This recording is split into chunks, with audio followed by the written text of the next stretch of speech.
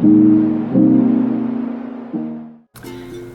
my name is Elizabeth Baker. My pronouns are she, her. I work with Canadian Mental Health Association Nova Scotia Division.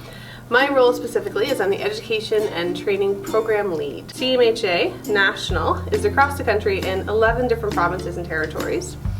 Here in Nova Scotia, we are actually the oldest CMHA. CMHA Nova Scotia was founded in 1918, specifically in Nova Scotia. So as I mentioned, I work for Nova Scotia Division. There are also branches across the country and within Nova Scotia. So we have a branch in Halifax, Dartmouth, a branch in Truro, and then a branch also in Southwest Nova and Yarmouth. I've been with CMHA for almost 5 years. My background is in teaching. That's where I started. I taught in England for several years and then moved to Nova Scotia and kind of took a career change and started working with CMHA. So we are part of a national federation. So what this means is, again, you can go across the country and find us anywhere, but we all work towards the same mission, the same mandate, and that's really understanding mental health for everyone and supporting mental health for everyone. So mentally healthy people in a mentally healthy society. So CMHA Nova Scotia, specifically our purpose and mandate is really to support individuals who are struggling with mental health. So we do a lot of advocacy. So we support individuals who are often struggling to find their voice, to uplift that voice, to empower them to share their stories, to share their experiences. We do a lot of navigating. As many of you probably understand, the mental health system in Nova Scotia can be quite challenging to navigate its way through and understand. So we support individuals with kind of knowing how to get into that system, what they can expect, what their experience is going to look like. And then mostly, one of my passions is we do education, and that's where we educate. And really this is around breaking down the stigma of mental health, allowing people to talk openly about it, and providing education around how they can manage and take care of their own mental health, build their self-awareness and engage and connect with that. There are several programs that you'll find with CMHA Nova Scotia. The first one is At Work. So At Work is an employment program. We have individuals who support people who are struggling with a mental health situation or problem in any way find safe and secure employment. We also have Project Hope, which supports with housing. So this is supporting individuals who are at risk of being homeless or are presently homeless find safe and secure housing. As we know, there's a great housing shortage with high increases in rent, so that is a real area that we see a lot of clients coming in looking for supports and how to navigate and find safe, secure, and affordable housing. Peer support programs, we run quite a few peer support programs. Some of them happen weekly, some of them are kind of changing. We try to make sure that there are different support groups that support different people and different populations. We also do a lot of suicide prevention work. We have a CAST website and a CAST program, which is Communities Addressing Suicide Together.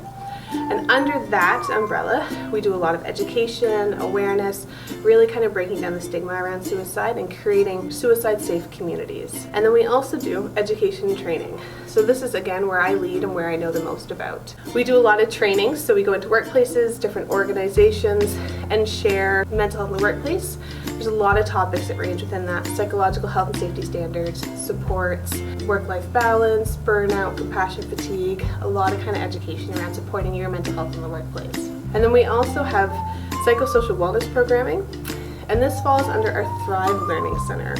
So our Thrive Learning Center is free, it's entirely free, and it's pretty much entirely virtual, which means you can access it from anywhere. This is fantastic. It allows us to kind of bring together people from all over the province who are having shared experiences, who can come in and kind of support one another, talk about their experiences, and navigate that together. The beauty of our Thrive Learning Center is it combines peer support with education. So we don't really learn about mental health when we're young, and we don't learn about school, and it's kind of up to us to figure out how to support our own mental health. And we all have mental health, right? It's not a us and them. Every single one of us has mental health. So when we do our Thrive Learning Center, it allows people to come in who have shared experiences with others, so they can find a sense of belonging and connection, and then also receive some educational supports. So this is the resources and education around that topic to enable people to kind of better build their own self-awareness and resources to manage their own well-being. So why is CMHA Nova Scotia important? We all have mental health, the same way we all have physical health. It's not something where I struggle, someone else doesn't, or they struggle and I don't. Every single one of us is going to have good days and bad days. Same with our physical health. We might wake up one day and feel more sore, have a bit of a headache, not be, our best top shape. Same with our mental health. We can feel anxious and sad and upset and struggling. That's perfectly normal. We all have struggles and we're all going to have hard times. So CMHA really wants to bring education and awareness and support around the fact that everyone has mental health. It's nothing to be ashamed of or in fear of or scared of. It's something that if we can talk about it and share, we can break down the stigma. We can provide education and resources and support people in prevention. So if we can do preventative work and support individuals become engaged with their own mental health, understand those resources, those tools, they're better equipped to take care of themselves, to know, I'm not doing my best today, right? I'm sliding around, not having the best mental health time. What can I do to support myself? If we can really focus on that prevention work, which is what CMHA kind of thrives in right now, we don't do clinical work, it's that prevention and then recovery. But if we can normalize these conversations, then what we'll see is people taking care of themselves and getting engaged with their mental health and looking for supports before they get to a point of crisis. Often in Nova Scotia's public health care systems, specifically within mental health, there's long wait lists. It can be quite a process to get in and find the supports. So we really want to enable individuals to take action and become in tune with their mental health before they reach a point of crisis. So when I say it's important for us to educate ourselves, there's a lot of opportunities and ways that we can do this. So one, on our Thrive Learning Center, you can come and participate by yourself, you can join in, you can bring a friend, and really kind of have some upstream psychosocial wellness conversations and support and resources. There's also a lot of educational trainings that we offer. So there's quite a few. Some of these, for example, is the ASSIST training. This is an extensive 2-day training supporting individuals navigate suicide prevention. So if someone is in crisis, the ASSIST training teaches someone how to respond to that person who may be in crisis and suicide, how to talk to them, ask if they're struggling, and support them find resources in that time. There's also Safe Talk. This is a shorter version. It's half day, and it's really talking about suicide and the warning signs to look for. So before we get to a place of crisis and intervention, Safe Talk says, what are some of those signs? How does suicide look like in our community? How can we address it? What can we do to talk about it? And then if we see someone who is struggling, how can we access and support them to find appropriate resources? We offer a program called Changing Minds. This program is, again, another extensive 2-day training, and it is really looking at all of the various mental illnesses. So every module dives into a different mental illness to talk about, explore, understand.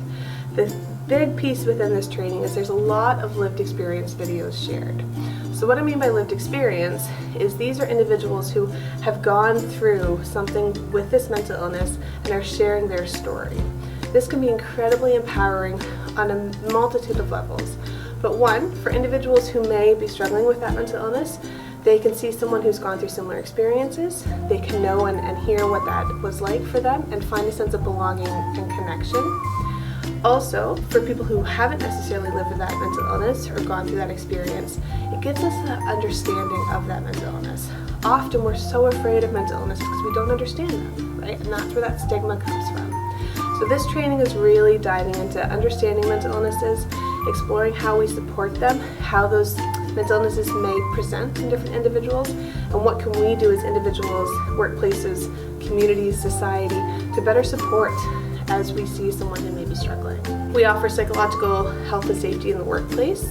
So this is really looking at, similar to occupational health and safety and the standards that you kind of you need to abide by in a workplace, this is psychological health and safety.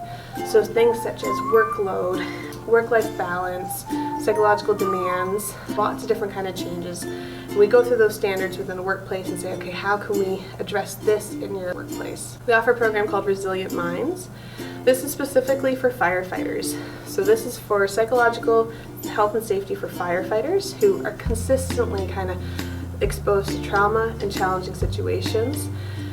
Currently, we are delivering primarily for firefighters, but that is being adapted for police officers, first responders, correctional officers. So lots of those trainings will be available in the upcoming months as well. All of those trainings you can access. Sometimes we offer them to the public and you can register just by one seat. Other times workplaces will book an entire training. So if you feel that there are any of those trainings, feel free to go to our website. They're all listed on there and you can see what's available and what the kind of process of booking one and getting connected to a training is. So for those trainings, there is a cost connected with them. We do try to get grants to offset that cost that we can offer them cheaper at a subsidized rate, but there is a fee connected with them. Again, if you go to our website, each training is a little bit different in what the cost is, and if you're coming as you're booking it for 15 people from a workplace, or if you're booking it just for yourself.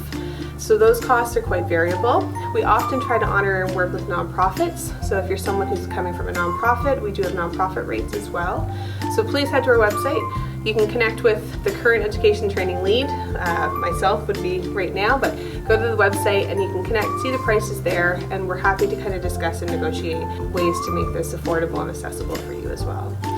If financials are a barrier, let us know. We can discuss that. And as I mentioned, there's also our Thrive Learning Center, which is completely free. There's no cost connected with that. And we often have professionals coming in and talking about supports that they can use and share there as well.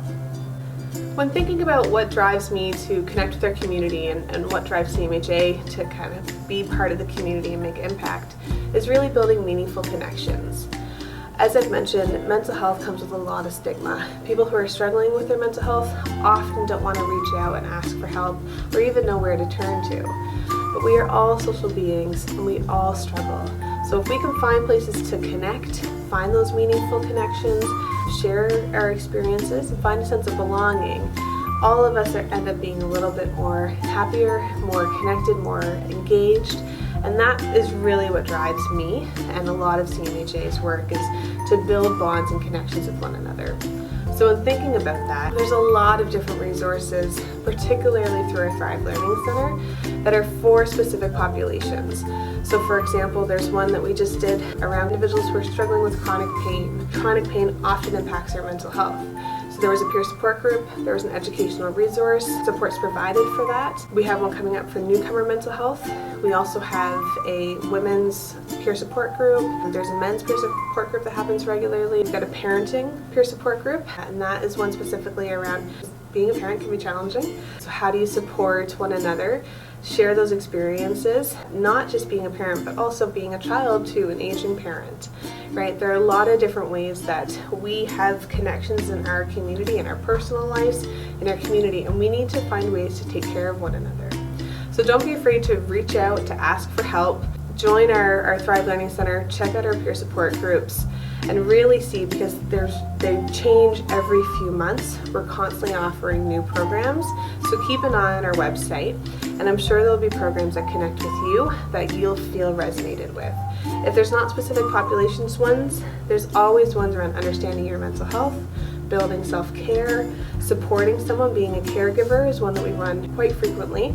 How do you support someone with their mental health, with their mental illness? How do you recognize symptoms, supports?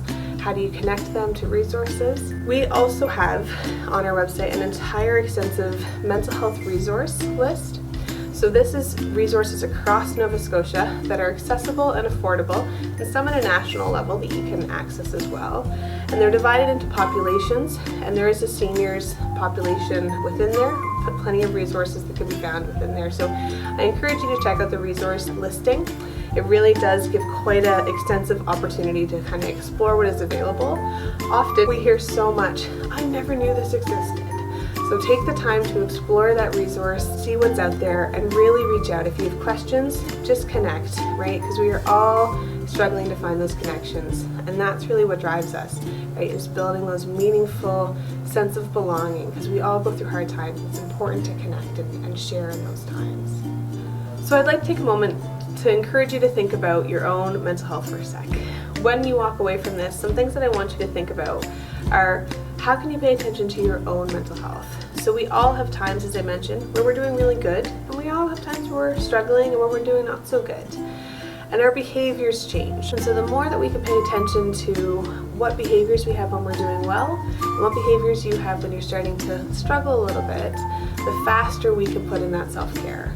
So I encourage you first to pay attention to how you're feeling. What are the behaviors that you're presenting when you're working with your mental health, when you're kind of exploring it, when you're having a bad day?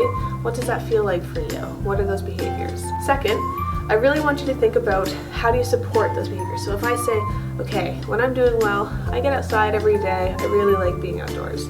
When I'm struggling and not having the best mental health days, I don't go outside, I don't take the time to get fresh air. So that, for me, is the self-care support that I put in. So when I know I'm struggling and I'm not getting outside, I pay attention to that. I say, okay, tomorrow I'm going to go outside and make sure I get some fresh air. So I want you to think about what are your behaviors changing, and then I want you to think, what can I do to support that? So maybe that's going outside, maybe that's calling a friend, maybe that's just sitting on your couch for a little bit, doing crossword puzzle, whatever kind of brings you a moment of joy to step outside and kind of step away from those struggles. I encourage you to do that, right? Take the time to think, okay, what's going to make me a little bit happy today? What's going to bring me some joy, and step away from that? I encourage you to pay attention and then do those things that bring you happiness. So once again, thank you for taking the time to listen. My name is Elizabeth Baker. I work with CMHA Nova Scotia Division. Please come check us out. As I've mentioned, mental health connects with every part of our life. So we have programs for housing, peer support, employment, education and training. And our Thrive Learning Center really covers a lot of topics.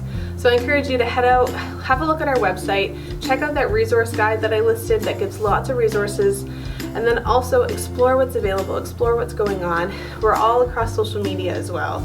So feel free to reach out, connect with us, and if you don't see something, send us an email, right? Ask us a question and we'll help you navigate and support and really try to advocate to get some mental health resources for you.